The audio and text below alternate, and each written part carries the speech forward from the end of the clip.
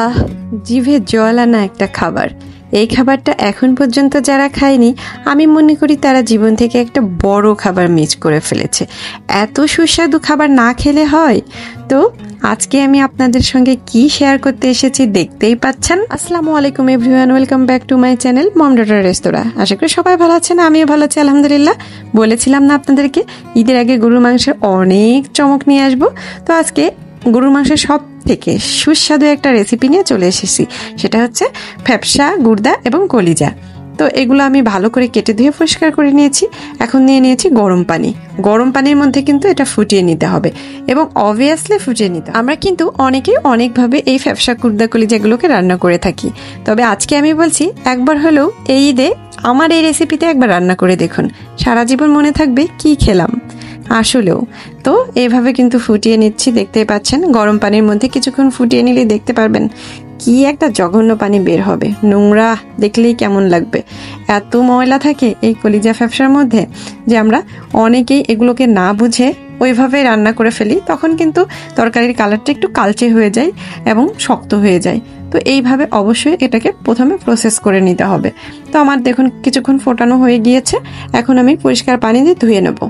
যখনই পানি থেকে উঠাবো দেখবেন পানির মধ্যে কতটা নোংরা। ধুয়ে নেওয়ার পরেও কিন্তু দেখুন এতগুলো নোংরা পানি বের হয়েছে, আর এর নিচে কিন্তু আরও বেশি নোংরা থাকে।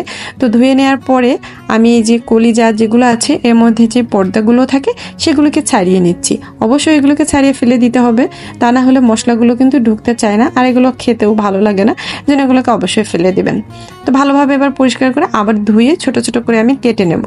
এগুলোকে এইভাবে আমি কেটে নিয়েছি মিডিয়াম সাইজে। আপনারা চাইলে এর থেকেও ছোট করতে পারেন, আবার বড়ও করতে পারেন। তো আমি এভাবে কেটে ধুয়ে পরিষ্কার করে এক জায়গায় রেখে দিচ্ছি। এখন কিন্তু আমাদের কলিজার ক্লিনিং প্রসেসটা শেষ। এখন চলে যাব একটা মশলা তৈরি করতে। এখন আমি নিয়ে নিয়েছি একটা মিক্সি জার। মিক্সি জারের মধ্যে দিয়ে দিলাম আদা, রসুন, পেঁয়াজ, আর দিয়ে দিচ্ছি কিছুটা কাঁচামরিচ। এবার দিয়ে দেবো লাল টকটকে টমেটো। এখানে আমি 2টো টমেটো ইউজ করছি, আপনারা চাইলে 3-4টাও ইউজ করতে পারেন, তবে বড় বড় হলে 2টো হলেই যথেষ্ট, জাস্ট কালার এবং সুস্বাদুর জন্য।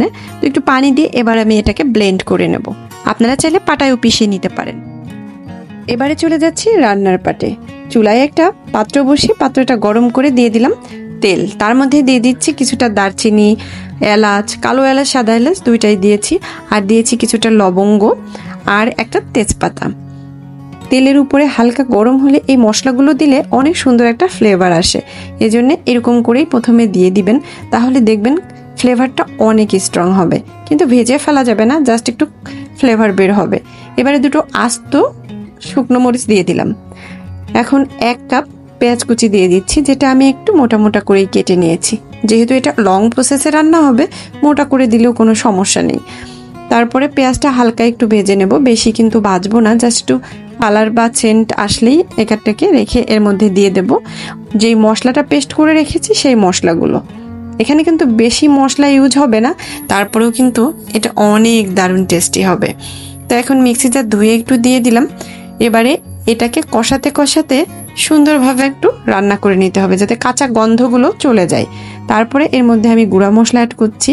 এখানে জিরা দিয়ে দিলাম 1 চা চামচ, আর ধনিয়ার গুঁড়া 1 চা চামচ। আমি 2 চা চামচ মরিচের গুঁড়া দিয়ে দিলাম, আপনারা যে যেমন ঝাল খান দিয়ে দিতে পারেন। এখানে উঁচু করে 1 চা চামচ হলুদের গুঁড়া দিয়ে দিলাম, আর স্বাদমতো লবণ দিয়ে দিলাম। এবার সবকিছু একটু মিক্স আপ করে কষাই নিতে হবে, ভালোভাবে কষাতে হবে যাতে এর কোনো কাঁচা ফ্লেভার না থাকে। তারপরে দিয়ে দিচ্ছি আমি এখানে ফেটানো টক দই। এটা ডিপ ফ্রিজে ছিল, আমি বের করে ফেটিয়ে এর মধ্যে দিয়ে দিলাম। এখন ভালোভাবে আরও একটু কষিয়ে নিতে হবে, মশলাটা অবশ্যই ভালোভাবে কষাতে হবে। এবারে এখানে দিয়ে দিচ্ছি কয়েকটা কাবাব চিনি। এই কাবাব চিনিটা কিন্তু দারুণ একটা শাহি ফ্লেভার নিয়ে আসবে, অবশ্যই দেওয়ার চেষ্টা করবেন। তো এবার সুন্দরভাবে ঘুরিয়ে ঘুরিয়ে ভুনা করে নেবেন, দেখবেন গ্রেভিটা সুন্দর হবে। এবার এই কষানো মশলার মধ্যে কেটে রাখা ফ্যাপসা, গুর্দা, কলিজাগুলোকে দিয়ে দিচ্ছি। এখানে আপনারা শুধু কলিজা কিংবা শুধু ফ্যাপসা রান্না করলে কিন্তু আসলে ভালোভাবে টেস্ট আসে না।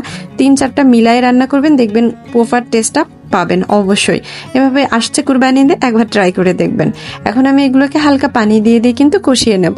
একবারে বেশি করে পানি দিয়ে দেওয়া যাবে না, অবশ্যই গরম পানি দিয়ে কষাতে হবে। আর ঢেকে ঢেকে কষাতে হবে। আমি ঢেকে ঢেকে দিচ্ছি আর কষিয়ে নিচ্ছি, মাঝে মধ্যে নেড়ে দিতে হবে। এগুলোকে কিন্তু একটু সময় নিয়ে কষাতে হবে। আমি প্রায় 30 মিনিট মতো এখানে কষিয়ে নিয়েছি। তারপরে এখানে এখন আমি গরম পানি অ্যাড করছি। কিছুটা পানি তো অ্যাড করতে হবে, কারণ এগুলো সিদ্ধ হতে হবে। যেহেতু ফ্যাপসা আছে, কলিজা আছে, গুর্দা আছে, মানে সিদ্ধ হতে একটু সময় লাগবে। পানি দিয়ে আমি ঢেকে দিয়েছিলাম। তারপরে দেখুন কি দারুণ একটা কালার চলে এসেছে। এভাবেই কিন্তু এখন মিডিয়াম হিটে, মানে লো থেকে একটু বেশি হিটে রান্না করতে হবে। এখন আস্তে আস্তে রান্না করলে দেখবেন কি দারুণ একটা কালার চলে আসবে, যা দেখলেই কিন্তু জিভে জল চলে আসে। এখন কিন্তু আমার রান্নাটা প্রায় শেষ পর্যায়ে। তো শেষ পর্যায়ে একটু গরম মশলা দিয়ে দিচ্ছি। এখানে অবশ্যই লাস্টে গরম মশলাটা দেওয়ার চেষ্টা করবেন। অনেকে আবার ভাজা জিরার গুঁড়াও দিতে পছন্দ করে, তবে আমি গরম মশলার সঙ্গেই কিন্তু ভাজা জিরাটা দিয়ে দিই একসঙ্গে। আসলে গুঁড়া মশলাটা করে নিয়ে এই জন্য গুঁড়া মশলাটা দিয়ে একটু নেড়েচেড়ে ঢেকে কিছুক্ষণ দমে রেখে দেবো। তারপরে কিন্তু আমাদের রান্নাটা দেখুন একেবারে দারুণ একটা কালার ধারণ করেছে। আর কি যে লোভনীয় হয়েছে আপনারাই দেখতে পাচ্ছেন। আশা করি আমাকে আর বলতে হবে না কতটা লোভনীয় হয়েছে। অবশ্যই আমি বলছি একবার হলেও এরকম করে রান্না করে দেখুন, তখন আপনি নিজেই কিন্তু এই রান্নার প্রেমে পড়ে যাবেন। গরম গরম সাদা ভাত, রুটি, পরোটা কিংবা লুচির সঙ্গে এটা কিন্তু জমে যায়। তো আসছে কুরবানি দিয়ে অবশ্যই ট্রাই করে ফেলতে পারেন, কতটা মজা হবে নিজেই বুঝতে পারবেন। আশা করি আপনাদের রেসিপিটা ভালো লেগেছে। আর ভালো লেগে থাকলে আপনাদের সুন্দর হাতের ছোঁয়ায় একটা লাইক দিয়ে দিবেন আর একটা শেয়ার করে দিবেন। আর যদি সাবস্ক্রাইব না করে থাকেন অবশ্যই সাবস্ক্রাইব করে পাশে থাকা বেল আইকনটি বাজিয়ে রাখবেন। আর যদি করে থাকেন তাহলে অসংখ্য ধন্যবাদ। নেক্সট ভিডিওতে আরও বেশি একটা চমক নিয়ে চলে আসব আপনাদের সঙ্গে। ততক্ষণ অবশ্যই সাথে থাকবেন। দেখা হবে নেক্সট ভিডিওতে। আল্লাহ হাফেজ, আসসালামু আলাইকুম।